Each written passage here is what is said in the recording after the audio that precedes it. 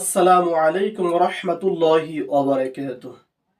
আমরা মুসলিম, সেই হিসাবে আমাদের মুখ থেকে যা কিছু বের হবে, যদি সেটা আল্লাহ সুবহানাহু ওয়া তাআলার প্রশংসা হয়, অথবা নেকির আশা থাকে, অথবা যে কথা বলে কল্যাণকর, এই কল্যাণকর কথাগুলো আল্লাহ সুবহানাহু ওয়া তাআলা নেকিতে পরিণত করবেন।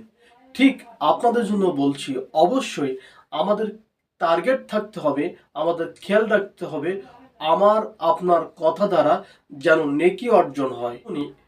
তেমন একটি বিষয় হলো, আমরা যখন ফেসবুক, ইউটিউব বিভিন্নভাবে বিভিন্ন মিডিয়ার মাধ্যমে অন্তর থেকে মুখে স্বীকৃতি না, আমরা যদি উচ্চারণ করে সেই কথাগুলো একটু লিখি, কখনো হয় ইউটিউবে, কখনো হয় ফেসবুকে, কখনো হয় বিভিন্ন মাহফিলে, অথবা প্রশংসামূলক কখনো কোনো কথা হয়ে থাকে হয়, সেটা আমরা যেমন মুখ থেকে বলি না, হাত দিয়ে অথবা ইশারা ইঙ্গিতে লেখার চেষ্টা করি, অন্তর থেকে বলি, মুখ থেকে না, এটা স্বীকৃতি দেয় না।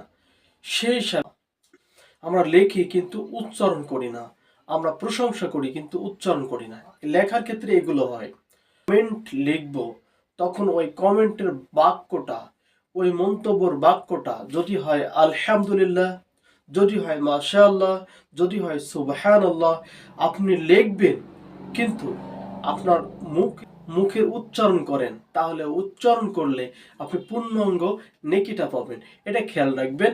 আমি সুবহানাল্লাহ, মাশাআল্লাহ, আলহামদুলিল্লাহ যে লেখাটা লিখবো, এটা যদি অবশ্যই আমি উচ্চারণ করে লেখছি কিন্তু অক্ষরে, কিন্তু উচ্চারণ করে যদি লেখি, তাহলে অবশ্যই আমার মুখ থেকে যখন গেছে, অন্তর থেকে আসছে, মুখ থেকে যখন বের হয়েছে, তখন আল্লাহ সুবহানাহু ওয়া তাআলা আমাকে আপনাকে নেকি দিবেন। আসুন না, আমরা লেখার সময় অবশ্যই মুখে উচ্চারণ করে ওটা লিখি, যেটা প্রশংসামূলক আল্লাহ সুবহানাহু ওয়া তাআলার জন্য।